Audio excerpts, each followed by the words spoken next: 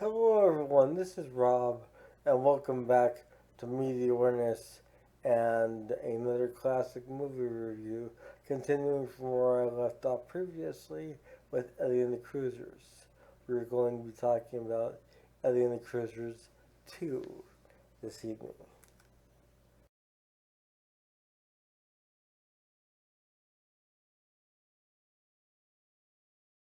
However, before I get to that, I'd like to ask you all, if you have not seen my channel before, to consider subscribing to my channel and becoming part of my YouTube family.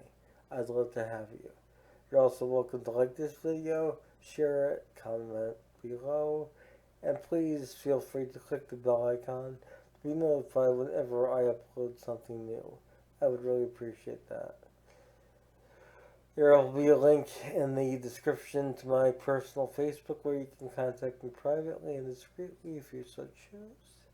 And if you'd like to share anything there that you wouldn't like necessarily advertised publicly here on YouTube, you may do so.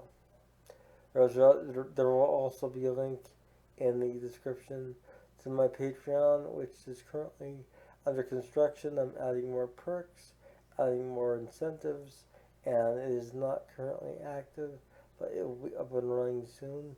So bear with me on that. If you'd like to become a member, you're welcome to let me know in the comments or in a Facebook message as well. Also, I will leave a link in the description to Eddie and the Cruisers, the classic review I did of that, as well as the theatrical trailer for Eddie and the Cruisers 2, Eddie Lives.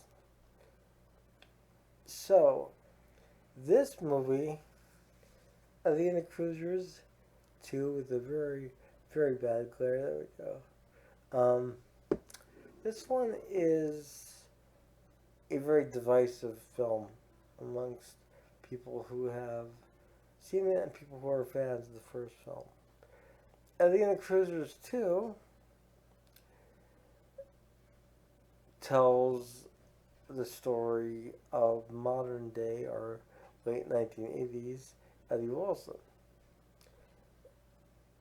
And I think that's where people were sort of. I think that's where people were sort of lost. Because they couldn't relate to a musician struggling for his worth and his creative identity. And I don't think people could realize why it was so important to someone, in my humble opinion. And the performances in the second film, Eddie and the Cruiser 2, Eddie Lives, are phenomenal. Michael Pare acts his ass off in this film, and he really plays this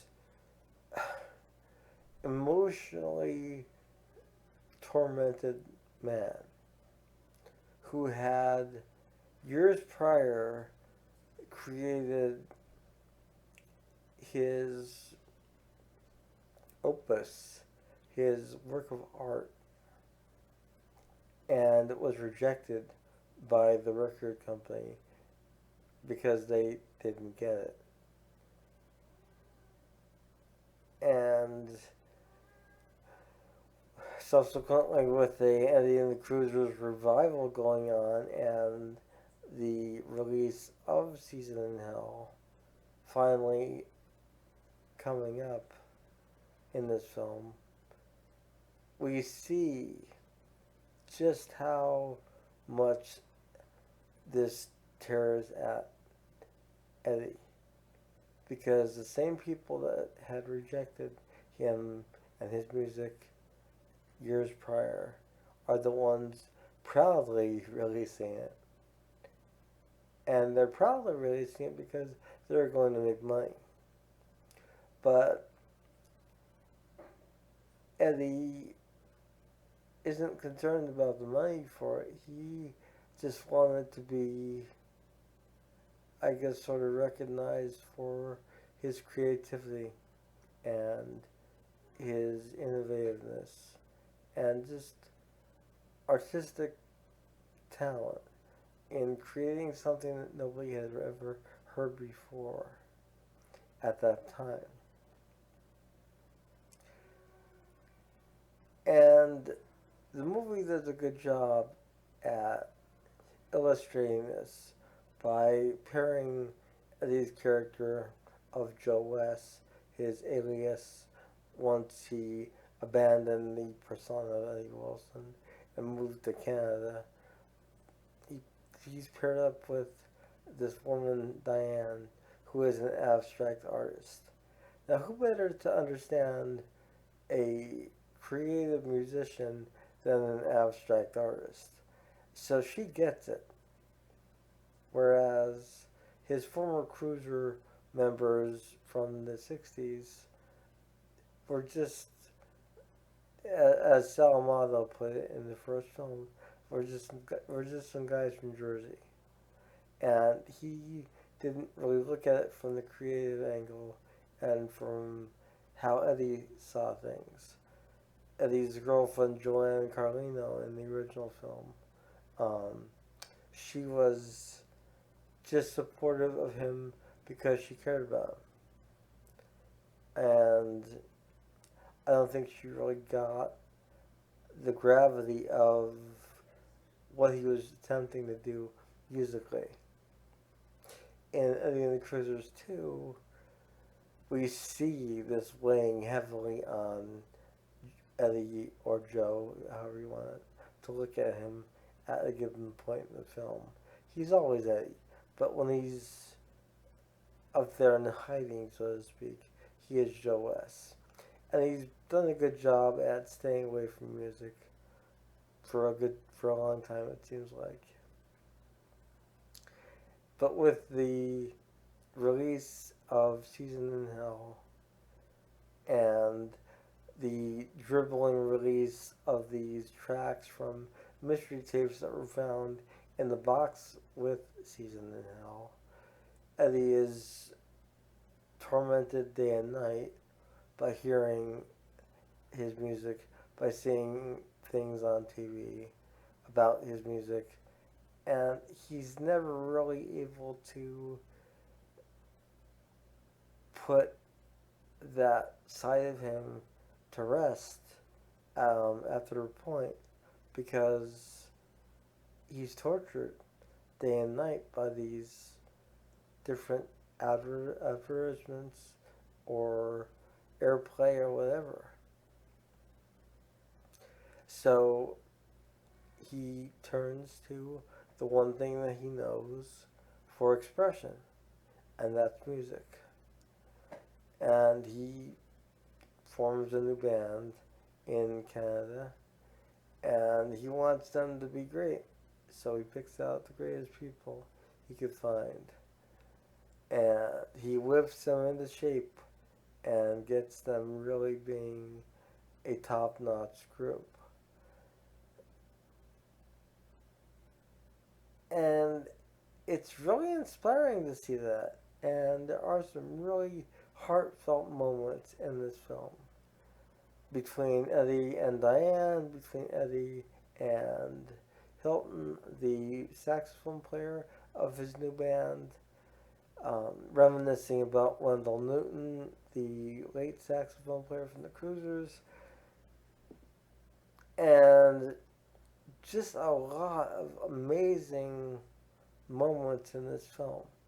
Now, like the first film, I'm going to caution you if you are a musician or if you are musically inclined whatsoever and familiar with sound of different recordings from different years, you're going to have to turn your brain off for the musical aspects of this film that are flashbacks or that are recordings that were supposedly done in 1963 because they sound like something recorded in the late 1980s or even early 1990s. So it's a matter of necessity that you sort of shut your brain off for those moments, because you're not going to be able to really enjoy the film unless you do. But I think that it's Eddie the Cruisers 2 is can be for someone who's musically inclined as relatable as Rocky is to someone who is sports minded. Because you have this person who has been beaten down, and I mean that from an emotional standpoint, not physically, obviously, but he's been worn down. The industry threw him out, and now they're all about him because all of a sudden his music is on the rise again. And he sees this and it tears at his soul. And there's a moment with the saxophone player who is known, who Joe West has been throughout the film, since the moment he met him. And there's a moment between the two outside his cabin where they're rehearsing. And he basically calls him out and says, you gotta do this for those guys in there. You put them through too much to stop now. Because he was ready to throw in the towel at that point. But he perseveres,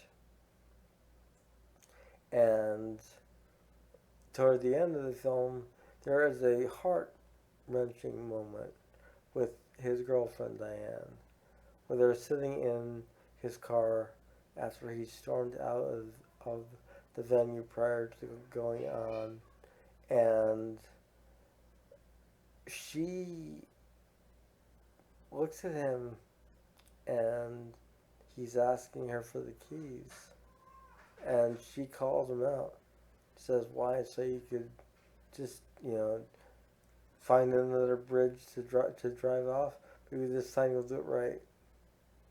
And she talks sense into him because she knows what he's going through from an artist's perspective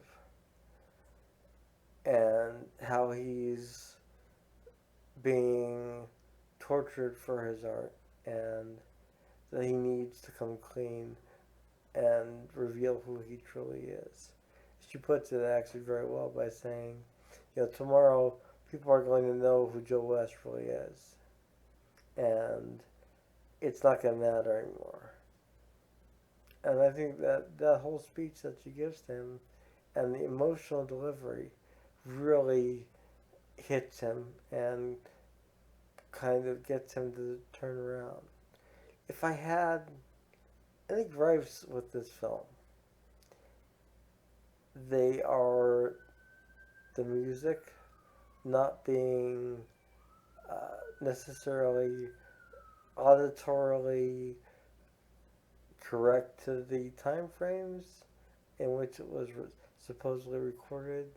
Most significantly, the mystery tapes, as they're called, um,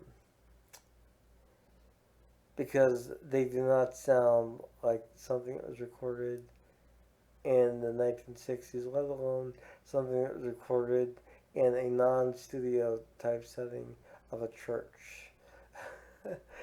um, I also think that when Season in Hell was being when they had the release party for the actual album, and Sal is there. Sal is the only returning member of the Cruisers from the original film, and that's sad because I think it would benefit to have the other members present. But I can see scheduling conflicts, even just people not wanting to do a sequel. Yet they could have at least been mentioned when Sal was doing his little speech on how wonderful it was to have recognition. Finally, he could have mentioned Kenny and Joanne and even their manager Doc and the late Wendell Newton and Eddie, but that wasn't something that was referenced. It's like the Cruisers was simply Eddie and nothing else. The main song from the film is a song called Running Through the Fire. And it is a phenomenal track. And it really should have gotten airplay at the time of this movie's release. It was a far better song than On the Dark Side from Eddie and the Cruisers itself. The whole soundtrack actually trumps the original soundtrack. And that's not easy to do, but it does. So you definitely want to look up the soundtrack for Eddie and the Cruisers too.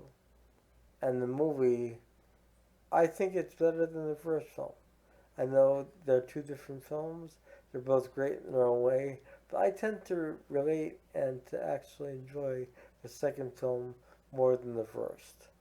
I like the story of a man who has been beaten down and who is struggling to find himself again while being basically badgered continuously for the man who he once was. That is inspiring to me, and the fact that he is able to rise up at the end. So if you are a musician or someone who's musically inclined, or if you're someone with just an open mind, check out Eddie and the Cruisers and then Eddie and the Cruisers 2. I would love to know your thoughts on this lost gem from 1989. It was released on home video, it looks like in 1990, a year later. But the soundtrack was available on the day of the movie's release. And the soundtrack is just, from beginning to end, phenomenal. So when you have the opportunity, Eddie and the Cruisers 2 is hard to find to stream. I looked earlier today so I could reference that, and I could not find it to stream here in the US. But it is available in this handy dandy double feature of Eddie and the Cruisers 1, all Eddie and the Cruisers, and Eddie and the Cruisers 2, Eddie Lives.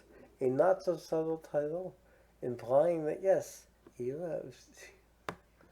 So I hope you have enjoyed my look at Eddie and the Cruisers 1 and 2. I didn't want to give too much away in this because I do want people to watch it. Because not enough people have seen 2. They've seen 1 or they know about 1, but they don't know about 2. And 2 is just as good. I have talked to people who have gripes that, well, there was no music from the first movie really played, like On the Dark Side or Tender Years or anything like that. And because it's a different movie, it's a different time. And those songs were widely featured in the first film. So embrace the second film for what it is, give it a chance, and if you can and are able to, please leave your thoughts on this in the comment section, your opinions, and if you're not comfortable leaving it there, as I stated previously in the beginning, leave them in a message to me privately on Facebook. I'd love to hear from you. This is Rob with Media Awareness. Have a wonderful night. Bye.